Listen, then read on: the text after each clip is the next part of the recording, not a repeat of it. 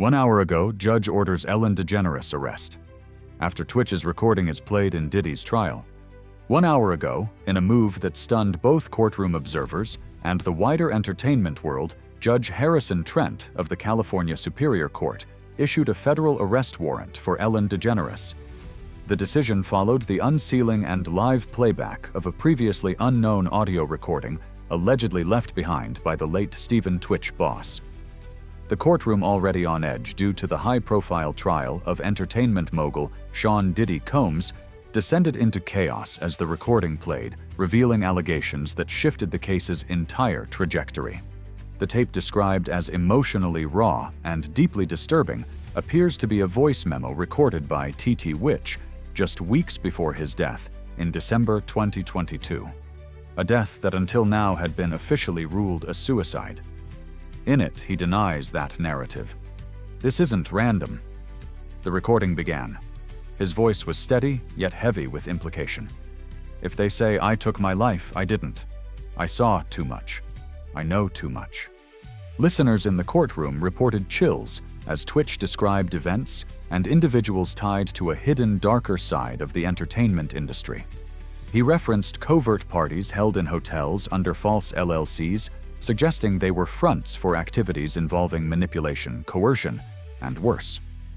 Most chillingly, he named ENS individuals described as influential insiders who reassured him while keeping him trapped. One of them, according to his words, was Ellen DeGeneres. The recording painted a picture of paranoia and betrayal. I went with Ellen. She told me to smile, said everyone in the room was family, but I didn't feel safe. I felt watched. The courtroom gasped when he added, "If something happens to me, don't just look at Diddy." What followed was an instant escalation. The legal team scrambled. Media were ushered out only to be allowed back in after order was restored. Judge Trent, known for his measured demeanor, signed the arrest warrant without delay. As speculation mounted, federal investigators confirmed that they had already been building a case linking Ellen to several undisclosed gatherings between 2019 and 2021 gatherings, where phones were banned, security was outsourced, and guest lists were shrouded in secrecy. Surveillance footage from one such event, now in the possession of federal prosecutors, reportedly shows Ellen and Twitch arriving together. He appears tense. She appears calm. Within hours of the initial audio playback, prosecutors unveiled a second, more alarming voice memo, labeled simply Final Draft. Analysts confirmed that the file was created 3 days before Twitch's death. This time his tone was not just revealing, it was final. "I tried to believe you," he said. "You told me people who disappear wanted to, but I know better now." The courtroom stilled. Unlike the first message, this wasn't a warning. It was a farewell. In the background of the recording, faint city noise could be heard, giving it a harrowingly real ambiance. He referenced specific dates, locations, even flight numbers too, of which aligned perfectly with Diddy-hosted events. Ellen, once seen only as a bystander, was now confirmed to have been physically present at both. Investigators traced her private jet to Los Angeles on the same weekends, December 11, 2021 and April 9, 2022, where luxury suites booked under shell companies placed her directly adjacent to Diddy's so-called after-hours floors. Guest lists once sealed were subpoenaed. One name stood out: Stephen Boss, listed under entertainment, confirmed. When questioned, hotel staff at the Highland Viceroy described a quiet man who looked over his shoulder more than he looked at people. Surveillance footage, enhanced and reviewed frame by frame, showed a brief elevator interaction. Ellen touched Twitch's arm. He recoiled. No sound, but the tension was obvious. That elevator ride would be the last time the two were seen together in public. And then came the revelation that broke through the court's stunned silence: a financial transfer. Twitch's widow, Allison Hulker, had reportedly received $3.2 million, labeled as a legacy disbursement from an undisclosed entertainment entity within 2 weeks of his passing. When questioned, her legal team insisted it was for estate management and residual earnings, but legal experts were quick to push back. "That's not a residual payment," one attorney stated. "That's hush money, structured and deliberate. public perception shifted overnight. Allison, once seen as a grieving wife, now faced subpoenas for all correspondence between November 2022 and March 2023. But she wasn't the only one feeling pressure. Former staffers of The Ellen Show speaking anonymously began to echo each other. Don't ask about Diddy. Avoid discussing after-parties. Stay silent about Ellen's inner circle. One producer recalled, "We weren't supposed to even look curious. Twitch tried to talk once and he was pulled off air for energy issues. But I saw his eyes. Something broke inside him." The court soon confirmed there was a third audio file ominously titled, "If They Say I Gave Up." Its metadata showed it had been recorded just 12 hours before Twitch's death. The contents remained classified, but 2 lines were leaked by an insider. "I loved my family. I loved dancing. But they're going to say, I gave up. That's what hurts most." Prosecutors announced plans to introduce the third file only after authentication was finalized. In the meantime, social media erupted. Hashtags like "torture justice for Twitch" and "hashbash" she knew trended worldwide. Ellen's silence, once a symbol of grace, now screamed guilt. And then came the final pivot.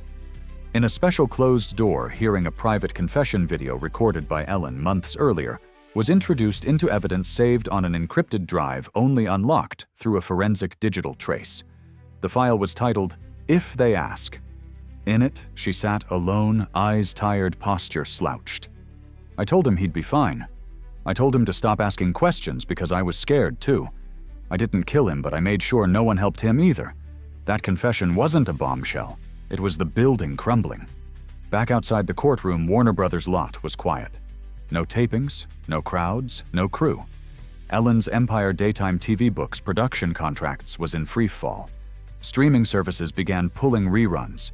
PR firms severed ties. Foundations bearing her name went dark. In a stunning move, Ellen's legal team entered negotiations. The terms reduced sentencing in exchange for full cooperation. She handed over guest rosters, flight manifest financial records, and encrypted emails that detailed years of selective recruitment. Prosecutors discovered code words like "light shift a term" for late-night parties, face past a guest brought by a VIP, and whisper list invitees with known hesitation or resistance. Twitch's name appeared dozens of times. In response, Allison finally broke her silence. Standing on courthouse steps, she said only this: "He wasn't depressed. He was disillusioned. His only mistake was trusting people who mistook his kindness for consent." A memorial was planned for what would have been Twitch's 42nd birthday. Thousands were expected to attend. The judge in open court said this case is no longer about one celebrity or one show. It's about a culture that knew and chose not to see. But what was coming next would reach further than anyone imagined. By the third day of proceedings, the trial had evolved beyond a courtroom drama. It had become a cultural reckoning. What had started as a case centered on Sean "Diddy" Combs was now unraveling a system. Ellen's cooperation turned the spotlight toward people and institutions long considered untouchable. The so-called midnight floors, once a whispered euphemism for secretive after-hours industry gatherings, were now formally recognized in legal documents as the epicenter of a sprawling network of coercion, manipulation, and silent complicity. Emails uncovered from Twitch's cloud archive told a chilling tale. In a hidden folder titled "Archived Contracts and Quiet Prosecutors," found scans of NDAs bearing timestamp signatures and internal PR memos.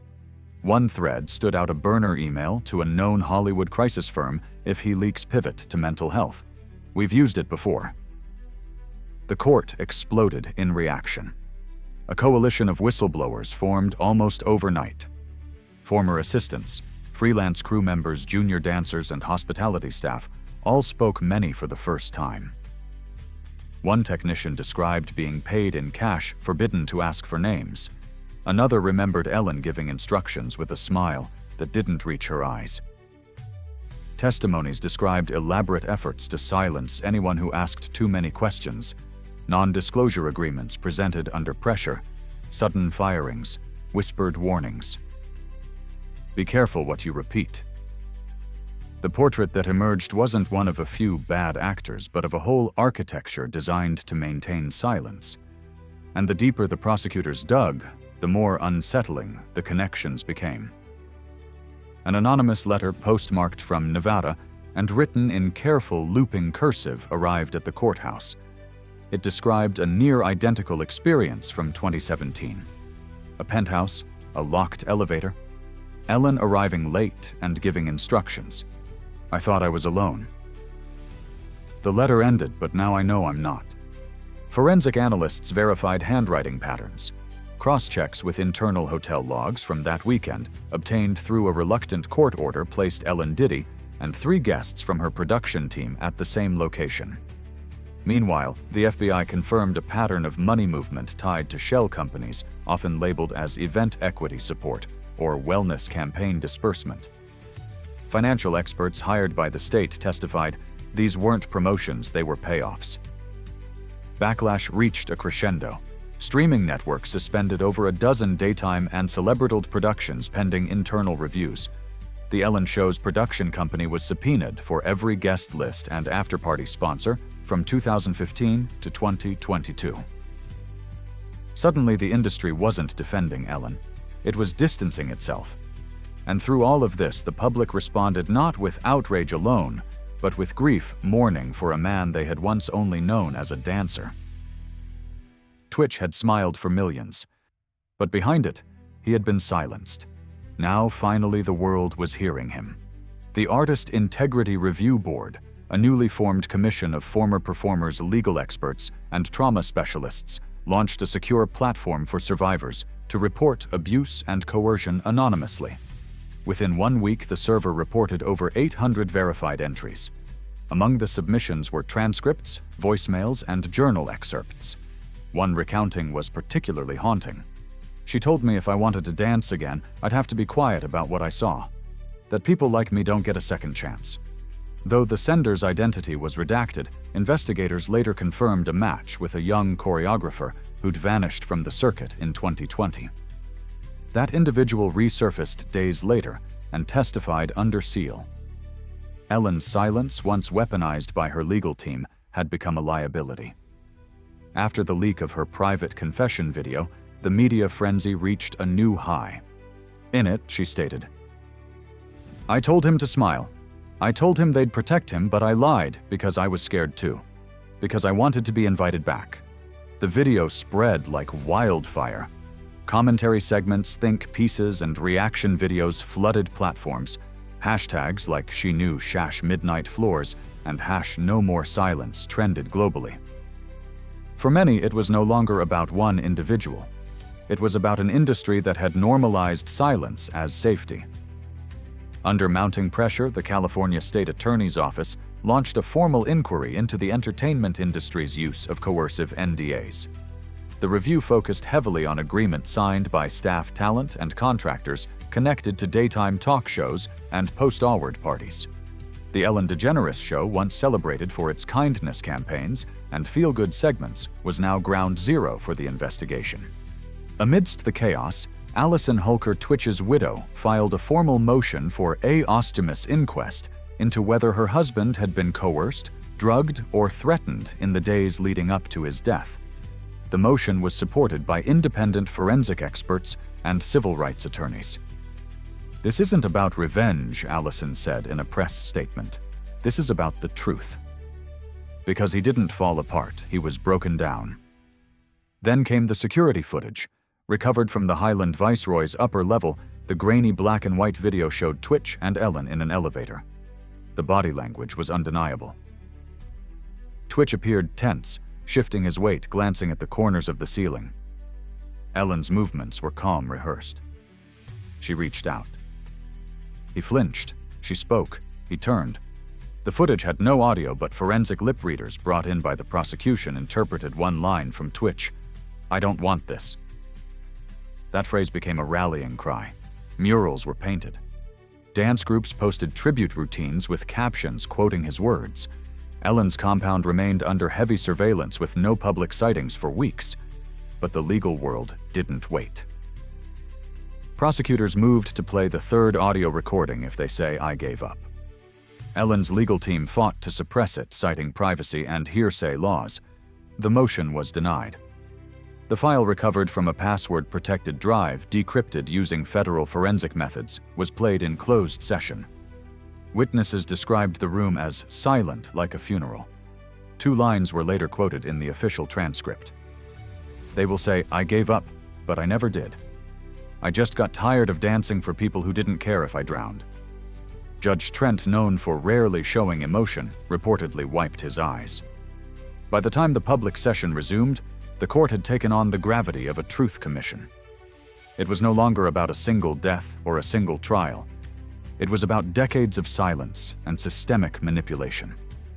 That evening, Allison stood in front of a crowd at a candlelight vigil held in downtown Los Angeles. Thousands gathered. No sponsors, no brands, just people. Fans, dancers, survivors. She spoke softly. "He danced so you could smile. You looked away when he cried, but now you can hear him. Don't forget him." As she stepped away from the mic, a young dancer barely in his teens stepped forward and started a solo routine. No music, just movement. By the end, hundreds joined. And in that moment, it was no longer about headlines or trials. It was about him. The days following the public release of Ellen's video confession became a masterclass in systemic unraveling. Industry executives, publicists, and studio heads found themselves swept into an inquiry that was no longer localized. It was federal. The Department of Justice opened a parallel investigation citing potential violations of labor trafficking and financial fraud laws. Suddenly, former industry parties were being legally reclassified as unauthorized and unregulated gatherings that exposed vulnerable employees to coercive environments. The phrase "culture of complicity" became a legal term of art. As Ellen's cooperation expanded, so did the scope of her disclosures. In a closed-door session with federal prosecutors, she provided a list of code-named guests, many of whom had operated under pseudonyms or burner profiles. A surprising name reemerged.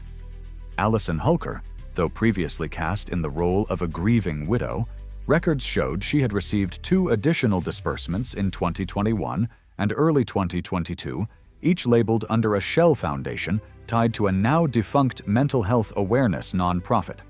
Pressed by prosecutors, Allison returned to court not under subpoena, but voluntarily. Her voice wavered as she admitted she had signed documents I didn't understand and received support packages after a studio-affiliated therapist had reached out. "I was trying to keep my family together," she said, "but I was never told the full truth." The courtroom did not condemn her. If anything, her appearance triggered a wave of empathy. She too had been a piece in the machinery. Meanwhile, new whistleblowers surfaced almost daily. One, a junior booking agent for a streaming network, described internal memos that instructed publicists to stonewall Twitch-related narratives and reroute sympathy content to general wellness stories. Others detailed systemic deletion of security footage, tampering with access logs, and pressure to drop investigations. The full weight of the cover-up was becoming clear. This was not the secret of a few bad people. It was the silence of many good ones. The media began dubbing the widening scandal the Smile Industry Collapse. Its namesake came from an internal training manual used at multiple talk show studios, which taught junior producers to prioritize harmony over truth. That phrase, intended as PR strategy, now echoed like a confession. A turning point came when Ellen's longtime producer, who had resigned 2 years prior under vague wellness grounds, returned with hard evidence. On a thumb drive labeled "Backdoor" were encrypted files showing internal risk assessments, documents analyzing which staff were most likely to go rogue and leak private event details. Twitch had been marked medium high risk after an offhand remark caught on a hot mic during a segment rehearsal. Sometimes the smile feels like a prison. Producers flagged the comment. He was later scheduled for a forced mental health sabbatical. This revelation hit hard. During the next court session, an ex-staff psychologist testified that several stars had retained private in-house therapists not for treatment, but for surveillance. "We were paid to assess employees emotionally," she said, "but our reports went straight to management." The goal wasn't healing, it was control. Within days, subpoenas were issued to therapy clinics linked to over a dozen celebrities. One clinic, licensed as a wellness branding consultancy, had no licensed therapists on staff, but had collected $7 million over 4 years. Among its contracts, a behavioral monitoring agreement with Ellen's studio. The curtain had fallen. What lay behind it was not only betrayal, it was architecture. The cultural shockwaves were no longer limited to Hollywood. High schools began canceling dance programs named after celebrity patrons. Universities pulled honorary degrees. A well-known children's hospital severed ties with its longtime celebrity ambassador, citing moral inconsistencies. Even tourism boards began scrubbing promotional campaigns linked to now indicted personalities. But while corporate faces faded, grassroots efforts surged. The Artist Integrity Review Board's platform, initially launched as a trauma registry, evolved into a verified storytelling archive. Survivors submitted entries not just to expose, but to testify. One entry read, "She said, just smile for the donors. I was 19. I had 2 jobs. I smiled. I also cried in the bathroom for 40 minutes. Submissions flooded in. From choreographers in Atlanta, from stylists in London, from makeup artists in Toronto, from stagehands in Sydney, a pattern became clear. The abuse of image, the commodification of charm, and the branding of silence as professionalism. Back in court, Ellen formally pleaded guilty to 2 counts, obstruction of justice and conspiracy to suppress evidence. But the sentencing did not follow a traditional model. At the insistence of the prosecution, and with the agreement of the victims' committee, she was enrolled in a pilot justice program. It combined financial reparations with mandatory testimony and active cooperation in unraveling the deeper systemic architecture. She would spend 2 years in a restricted residence sentence, a hybrid between house arrest and monitored public accountability. She would also record an educational series for survivors and industry newcomers, revealing in full the tactics used to manipulate consent. Ellen's face appeared in one final broadcast. No production team, no editing, no audience. "I let the silence work for me," she said. "Now I'm going to use it for something else." Still, the public remained skeptical. It wasn't about a show anymore. It was about generations of dancers, creatives, and assistants who had been trained to think that silence was a skill. On what would have been Twitch's 42nd birthday, his family hosted a memorial unlike any other. Thousands gathered downtown. Instead of speeches, there were dances choreographed, freestyle improvised. Each performer wore a single word on their chest. Words like ignored, controlled, dismissed, heard. Allison took the mic only once. He wasn't a storyline. He wasn't a casualty. He was the warning. That night, billboards across Los Angeles changed their usual ads. They lit up with a single line in white on black. He didn't give up. He gave everything. The moment was no longer private grief. It was public reflection. And just as the city lit up with truth, so did the next courtroom, the one where Diddy's sealed testimony was finally unsealed. What he said would take this from cultural crisis to historical reckoning. When the court convened for the unsealing of Sean Diddy Combs' sealed proffer, the atmosphere was nothing short of volatile. Spectators, journalists, and survivors alike knew this wasn't going to be just another plea deal. What they didn't anticipate was how deeply it would cut through the fabric of the entertainment world. The courtroom fell into stunned silence as prosecutors began reading aloud from the proffer, a document that detailed Diddy's formal cooperation in exchange for partial immunity on specific federal charges. Unlike past statements where blame was deflected or minimized, this one was unfiltered, brutal, calculated. He didn't just name names, he named systems. According to the document, the now infamous midnight floors were not spontaneous gatherings.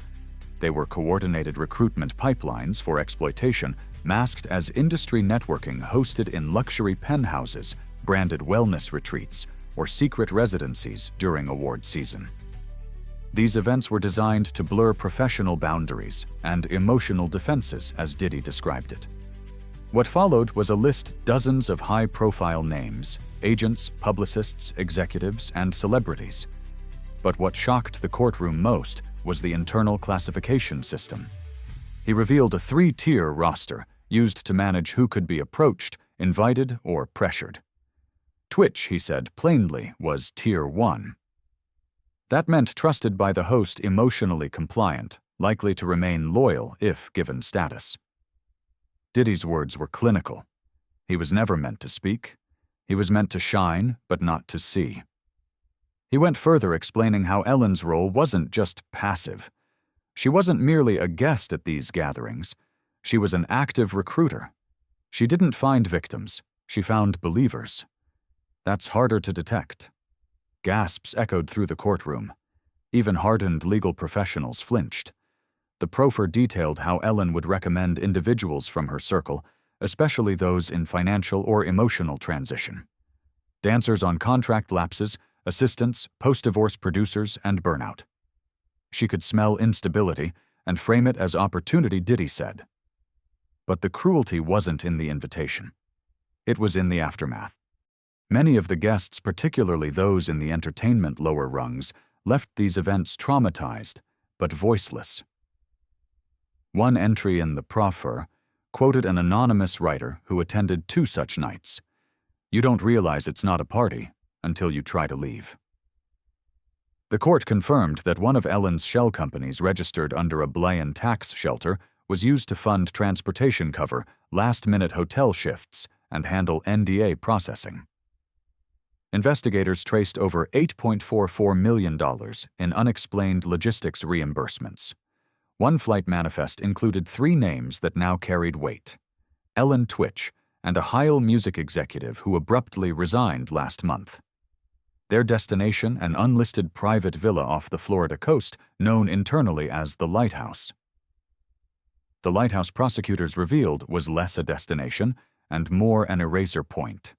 Devices were locked in lead-lined boxes. Staff was non-verbal. Entry required biometric verification, and there was only one rule: no questions. The crowd outside the courtroom swelled as reporters broke the story. Protesters held signs with Twitch's face on them. One read, "You didn't silence him, you recorded him."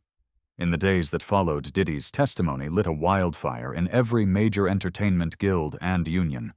Emergency sessions were held. Contracts were revised, entire boards were dissolved overnight, and former staff, once silenced by fear, now had immunity and purpose. Back in court, the prosecution submitted 432 pages of internal communications between Ellen and her inner circle. The content ranged from scheduling guest appearances to preparing individuals for exclusive retreats. One message stood out: "He's asking too many questions. Schedule a break. Remind him he's part of the family." That message, dated 2 months before Twitch's death, was sent to an assistant producer. Attached to it, it was a flyer for a retreat labeled Stillness Weekend, the same event where Twitch was last seen in public before his mood allegedly shifted. But the turning point came when a long-buried voicemail surfaced. Stored in a forgotten cache on an old work phone, the message was from Twitch to an unknown number. His voice was calm, tired, determined. "If you're hearing this, it means I couldn't say it in person. I wasn't suicidal. I wasn't unstable. I was scared. I asked for help. I got advice, but I never got protection." The courtroom was silent. Twitch's mother, present every day of the proceedings, wept quietly. Ellen, now mandated to appear in person, sat motionless, her lawyer whispering nothing that could make this disappear. Her empire had already crumbled. Now all that remained was accountability. That evening, her home was no longer guarded by PR, but by state marshals. Her assets, personal and corporate, were frozen pending restitution hearings, and her name was formally removed from her charitable foundation by unanimous board vote. But this wasn't just about Ellen anymore. Diddy's continued cooperation revealed the index, a private encrypted list kept by a now-defunct PR agency. The index logged risk factors, loyalty scores, psychological notes, and potential exit cost for every individual ever involved in the midnight floors. Twitch's name was marked with a red star, potential catalyst if turned. A judge ordered the entire index admitted into public record. Within 48 hours, 12 subpoenas were issued. By the end of the week, 3 arrests had been made, and a Senate subcommittee opened a hearing into the entertainment industry's use of NDA's talent contracts and informal power networks to structure emotional compliance. The industry had no defense, just silence. Across Hollywood, the ripple effect became a wave. Studios began quietly rewriting production policies. Influencers disavowed collaborations. Syndication rights were pulled. Entire seasons were scrubbed from catalogs. But something else emerged. Former staffers once scared, ashamed, or discredited began gathering. They didn't call themselves victims. They called themselves witnesses. In online forums, they told stories not of survival, but of realization. One wrote, "He wasn't the only one who felt watched. He was just the only one who said it out loud." The phrase caught fire. It became the tagline of the next wave of protests, movements, and legislation. Outside the courthouse on the final day of that week's hearings, a mural was unveiled. It showed Twitch mid-motion dancing. Yes, but no longer alone. Behind him were faint silhouettes of others once unseen and written in bold across the bottom. He danced. We watched, now we speak. What began as a single arrest warrant had now grown into a full-scale cultural reckoning, but one chapter remained the sentencing. And whether Ellen would use her final statement to protect, to deflect, or to finally, truly confess. The sentencing chamber was silent. Ellen DeGeneres stood alone. No lawyers spoke on her behalf. No witnesses came forward in her defense. She faced the judge, a nation watching, and the memory of a man whose voice had become louder in death than it ever was in life. Judge Harrison Trent looked at her for a long moment before offering her the opportunity to speak. She stepped forward. "I stopped listening when I should have started," she began. Her voice didn't tremble. "I smiled when I should have asked questions. I stayed silent because I could. And now I'll carry that forever. No excuses, no tears, just the truth spoken too late." The court sentenced her to 2 years in a restricted accountability program, requiring restitution, public testimony, and compulsory participation in ongoing investigations. Some called it lenient, others called it necessary. But for those closest to Stephen Twitch Boss, it was something else entirely, a beginning. On what would have been his 42nd birthday, thousands gathered in downtown Los Angeles for a public memorial. Dancers performed in his honor. Silence fell between movements. Intentional, sacred. It was no longer mourning, it was witnessing. Allison Hulker stood before the crowd. He wasn't a headline, she said. He wasn't a hashtag. He was a father, a creator, a friend. And today we dance not because he's gone, but because he finally told his story, and the world listened. From the crowd, a voice shouted, "He didn't give up." And the chant echoed again and again. He didn't give up. In that moment, everything changed forever.